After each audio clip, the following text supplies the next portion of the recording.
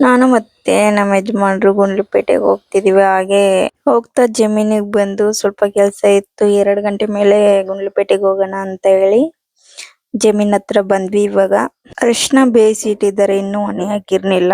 2 days ಆಗಿತ್ತು ಹೊಣೆ ಹಾಕಿರ್ನಿಲ್ಲ. ಇವಾಗ ಬಂದಿದೀವಿ. ಇವಾಗ ಮಧ್ಯಾಹ್ನ ತನಕ ಆದಷ್ಟು ಕೆಲಸ ಮುಗಿಸಿ ಗುಂಡ್ಲುಪೇಟೆಗೆ ಹೋಗ್ಬೇಕು. ಇವಳು ನಮ್ಮನೆಯ ಭಾನುಮತಿ, ಇನ್ನೊಬ್ಳಿದ್ದಾಳೆ ನೋಡಿ ಸತ್ಯಭಾಮ. ಇವೆರಡು ನಮ್ಮನೆ ಲಕ್ಷ್ಮಿಯರು ಅಂತಾನೆ ಹೇಳ್ಬೋದು. ಇದಕ್ಕೆ ಆಶಾನೇ ಹೆಸರಿಟ್ಟಿದ್ದು.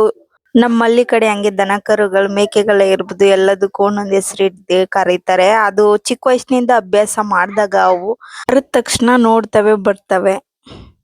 ಇವಾಗ ನಾನು ನಮ್ಮ ಯಜಮಾನ್ರು ಅರಿಶಿನ ಗುಡ್ಡ ನಾನು ಲೆಕ್ಕ ಹಾಕ್ತಾ ಇರ್ತೀನಿ. ಅವರು ಗುಡ್ಡನೆಲ್ಲ ಕೆದಕ್ಬಿಟ್ಟು ಹೊಣೆ ಹಾಕ್ತಾರೆ. ನಮ್ಮಪ್ಪ ಮತ್ತೆ ನಮ್ಮ ಅತ್ತೆ ನಮ್ಮ ಅಮ್ಮನ ಜೊತೆಗೆ ಬಂದ್ರು. ಆದಷ್ಟು ಬೇಗ ಇವತ್ತಿ ಕೆಲಸನ ಮುಗಿಸ್ಬೇಕು ಅಂತ ಹೇಳಿ ಬೇಗ ಬೇಗ ಕೆಲಸ ಮಾಡ್ತಿದ್ವಿ. ನೋಡಿ ಇಲ್ಲಿ ಅರಿಶಿನ ಬೇಯಿಸಿದಕ್ಕೆ ಅಂತ ಒಳ್ಳೆ ತೋಡಿದ್ದಾರೆ. ಪಕ್ಕದಲ್ಲೇ ನೀರಿನ ವ್ಯವಸ್ಥೆನೂ ಮಾಡಿಕೊಟ್ಟಿದ್ರು. ಇವಾಗ ಹೋಗಿ ಲೆಕ್ಕ ಹಾಕ್ಬಿಟ್ಟು ಎಷ್ಟು ಗುಡ್ಡೆ ಇದೆ ಅಂತ, ಅವ್ರಿಗೆ ಅಮೌಂಟ್ ಇಷ್ಟು ಅಂತ, ಗುಡ್ಡೆಗೆ ಇಷ್ಟು ಅಂತ ಇರುತ್ತೆ, ಅದನ್ನ ನೋಡ್ಬಿಟ್ಟು ಕೊಡ್ಬೇಕು. ಎಷ್ಟು ಗುಡ್ಡೆ ಇದೆ ಅಂತ ಇವಾಗ ಲೆಕ್ಕ ಹಾಕ್ಬೇಕು. ಈ ವರ್ಷ ಸ್ವಲ್ಪ ಕಡಿಮೆನೆ ಅರಿಶಿನ ಬೆಳೆದಿದ್ದು. ಬಾಳೆ ಜೊತೆ ಬೀನೀಸು, ಬೀಟ್ರೋಟ್ ತರಕಾರಿಗಳನ್ನೇ ಜಾಸ್ತಿ ಬೆಳೆದಿದ್ದು. ಬಟ್ ಬೀಟ್ರೋಟು, ಕೋಸು ಯಾವುದಕ್ಕೂ ಸರಿಯಾಗಿ ರೇಟ್ ಸಿಗಲಿಲ್ಲ. ಬೀನೀಸ್ ಒಂದೇ ಸಿಕ್ಕಿದ್ದು. ಅರಿಶಿಣನೇ ಹಾಕಿದ್ರೆ ಸರಿ ಹೋಗ್ತಿತ್ತು ಅನಿಸ್ತಿದೆ. ಒಂದೊಂದ್ಸಲ ಅನ್ಸ್ಬಿಡುತ್ತೆ ನಾವು ತರಕಾರಿ ಐಟಮ್ಗಳು ಹಾಕ್ದಾಗ್ಲೇನೆ ರೇಟಿಂಗ್ ಆಗ್ಬೇಕಾ ಅಂತ. ಎಲ್ಲರೂ ಒಂದೊಂದು ಲೈನ್ ಇಟ್ಕೊಂಡು ಕೆದಕ್ತಾ ಇದ್ವಿ. ಹಾಗಾದ್ರೆ ಬೇಗ ಮುಗಿಯುತ್ತೆ ಅಂತ ಹೇಳ್ಬಿಟ್ಟು ಕೆದಕ್ತಾ ಇದ್ವಿ ನಾನು ನಮ್ಮ ಅತ್ತೆ. ಇವರು ಶಾಂತಿ ಅಂತ ಅತ್ತೆ ಆಗಬೇಕು, ನಮ್ಮಪ್ಪನ ಅಕ್ಕ. ಬಟ್ ನಾವು ಎಲ್ಲರೂ ಚಿಕ್ಕ ವಯಸ್ಸಿನಿಂದ ದೊಡ್ಡಪ್ಪ ಅಂತಾನೆ ಕರಿತೀವಿ ನಮ್ಮ ಅತ್ತೆ ಮಾವಿಂದ್ರನ್ನ. ಹಾಗೆ ಬಿಸಿಲು ಜಾಸ್ತಿ ಆಗ್ಬಿಡ್ತು ಅಂತೇಳಿ ಒಂದು ಸ್ವಲ್ಪ ಹೊತ್ತು ಸುಧಾರಿಸ್ಕೊಳ್ಳೋಣ ಅಂತ ಎಲ್ಲ ಕುಂತಿದ್ವಿ. ಎಳ್ನೀರು ಕಿತ್ತಿದ್ರು. ಇವಾಗ ಎಲ್ಲರೂ ಎಳ್ನೀರಿಗೋಸ್ಕರ ವೆಯ್ಟ್ ಮಾಡ್ತಾವ್ರೆ. ನೋಡಿ ನಮ್ಮ ಅತ್ತೆ ಮಗ ಎಳ್ನೀರನ್ನ ಎಲ್ರಿಗೂ ಕೊಚ್ಚಿ ಕೊಡ್ತಾ ಇದ್ದಾನೆ.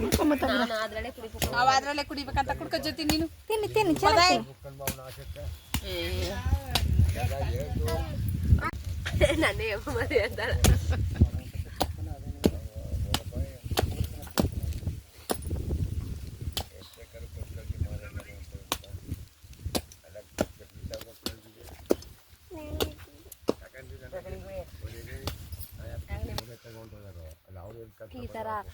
ಈ ತರ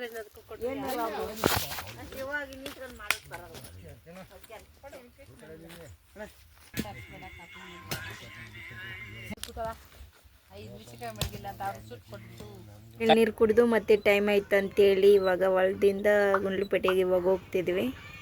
ಹೈವೇಗೆ ಬೇಗ ಹೋಗ್ಬೋದು ಅಂತ ಶಾರ್ಟ್ ಕಟ್ಟಲ್ಲಿ ಹೋಗ್ತಿದ್ವಿ. ನೋಡಿ ಇಲ್ಲಿ ಜಾಸ್ತಿ ಇಲ್ಲಿ ಹೋಗೋದಕ್ಕೂ ಭಯ, ಯಾಕಂದರೆ ಮಧ್ಯದಲ್ಲಿ ಬೆಳಿಗ್ಗೆ ಒಂದು 6 ಗಂಟೆ 7 ಗಂಟೆ ಮತ್ತು ಸಾಯಂಕಾಲ 6 ಗಂಟೆ ಮೇಲೆ ಓಡಾಡೋದು ಸ್ವಲ್ಪ ಕಷ್ಟ.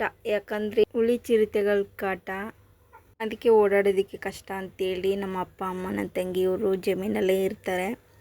ನೀರಿಗೆ ಹಾಲು ತರೋ ಟೈಮಲ್ಲಿ ಮಾತ್ರ ನನ್ನ ತಮ್ಮ ಊರಿಗೆ ಬರ್ತಾನೆ, ಬಂದು ಹಾಲು ಹಾಕ್ಬಿಟ್ಟು ಮತ್ತೆ ಸ್ಕೂಲ್ಗೆ ಹೋದರೆ ಸ್ಕೂಲ್ಗೆ ಹೋಗ್ತಾನೆ. ರಜೆ ಟೈಮಲ್ಲಿ ಜಮೀನಿಗೆ ಹೋಗ್ಬಿಡ್ತಾನೆ. ನಮ್ಮ ಯಜಮಾನ್ರಿಗೆ ನಾನು ಇಲ್ಲಿ ಕರ್ಕೊಂಬರ್ಬೇಡಿ ಅನ್ಕೊ ಬೈದ್ರೆ ಏನು ಹೇಳ್ತಾರೆ ಗೊತ್ತಾ ಅವರು, ಹಂಗಿದ್ರು ವಿಡಿಯೋ ಮಾಡ್ತೀಯಾ, ಹುಳಿಗಿಳಿ ಏನಾದ್ರು ಬಂದರೆ ವಿಡಿಯೋ ಮಾಡ್ಕೊಳ್ಳುವಂತೆ ಬಾ ಅಂದ್ಬಿಟ್ಟು ಕರ್ಕೊಂಡು ಬಂದೆ ಅಂತಂತ ಹೇಳ್ತಾರೆ. ಇವಾಗ ಬೇಸಿಗೆ ಟೈಮಲ್ಲಿ ಬಾಳೆ ಹಾಕಿರುವವರೆಲ್ಲ ಇವಾಗ ಹೊಸ್ದಾಗಿ ಬಾಳೆ ಗಿಡದ ಮೇಲ್ಗಡೆ ಕೂಲಿಂಗ್ ಶೀಟ್ ರೀತಿ, ಅದು ರ್ಯಾಪರ್ ರೀತಿ ಬಂದೈತಂತೆ, ಅದನ್ನು ಹಾಕಿದ್ರು. ಇದೇ ಮೊದಲನೇ ಸಲ ನಾನು ನೋಡಿದ್ದು.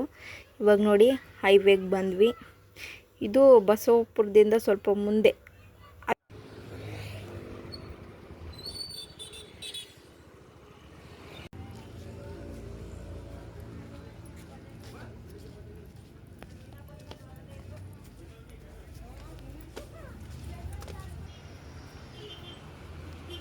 ಇವಾಗ ಬ್ಯಾಂಕ್ ಹತ್ರ ಬಂದ್ವಿ. ಬ್ಯಾಂಕಲ್ಲಿ ಸ್ವಲ್ಪ ಕೆಲಸ ಇತ್ತು, ಮುಗಿಸ್ಕೊಂಡು ಮತ್ತೆ ಸ್ಟೇಟ್ ಬ್ಯಾಂಕ್ಗೆ ಹೋಗಬೇಕು.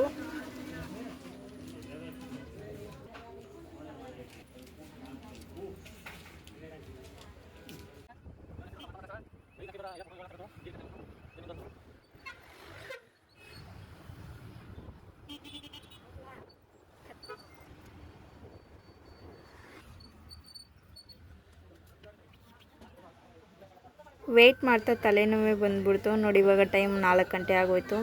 ಬೆಳಗ್ಗೆ ಬಂದರೆ ಸಂಜೆ ತನಕ ಹೋಗೋಕ್ಕೆ ಆಗಲ್ಲ ಅನಿಸ್ಬಿಡುತ್ತೆ. ಬ್ಯಾಂಕ್ ಮತ್ತು ಹಾಸ್ಪಿಟ್ಲ್ಗಳಿಗೆ ಬಂದರೆ ಇದೇ ಪ್ರಾಬ್ಲಮ್ ಅನಿಸ್ಬಿಡುತ್ತೆಪ್ಪ. ಇವಾಗ ಟೈಮ್ 4 ಗಂಟೆ ಆಗಿರೋದ್ರಿಂದ ಇಲ್ಲಿ ಊಟ ಮಾಡೋಕ್ಕಾಗಲ್ಲ ಅಂತೇಳಿ ನನ್ನ ಮಗ ಅಳ್ತಾ ಇದ್ನಂತೆ. ಜಮೀನಲ್ಲಿ ತಂದು ಬಿಟ್ಟಿದ್ಲು ನನ್ನ ತಂಗಿ. ಅದಕ್ಕೆ ಮನೆಗೆ ಪಾರ್ಸಲ್ ತಗೊಂಡು ಇವಾಗ ಜಮೀನಿಂದ ನನ್ನ ಮಗನ್ನ ಕರ್ಕೊಂಡು ಹೋಗ್ಬೇಕು.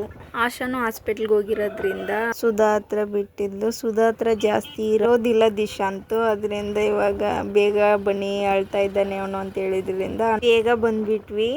ನಾವು ಬರೋ ಅಷ್ಟರಲ್ಲಿ ಅವಳಿಗೆ ಹೊಡಿಯೋದಕ್ಕಂತ ಕಲ್ಲು ಎತ್ಕೊಂಡು ನಿಂತಿದ್ದಂತೆ. ನೋಡಿ ಅವ್ನ ಕೈಯಲ್ಲಿ ಇನ್ನ ಕಲ್ಲು ಹಂಗೆ ಐತೆ. ಅಲ್ಲಿ ನೋಡಿ ತೋರಿಸ್ತಾ ಇದ್ದಾನೆ ಅವ್ರ ಅಪ್ಪನಿಗೆ, ನಾನು ಹೊಡಿಬೇಕಂತ ಎತ್ಕೊಂಡಿದ್ದೀನಿ ಅಂತ.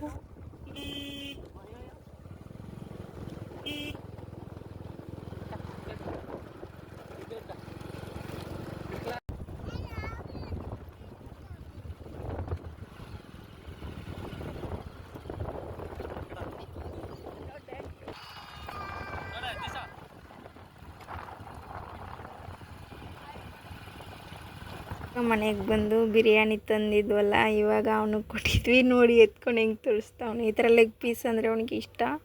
ಈ ಥರ ಕೈಯಲ್ಲಿ ಇಟ್ಕೊಂಡು ತಿನ್ನಬೇಕು ಅಂತ. ಇವತ್ತು ವ್ಲಾಗ್ನ ಇಲ್ಲೇ ಸ್ಟಾಪ್ ಮಾಡ್ತಿದ್ದೀನಿ. ನಾಳೆ ಮತ್ತೊಂದು ವ್ಲಾಗಲ್ಲಿ ಸಿಗೋಣ ಫ್ರೆಂಡ್ಸ್.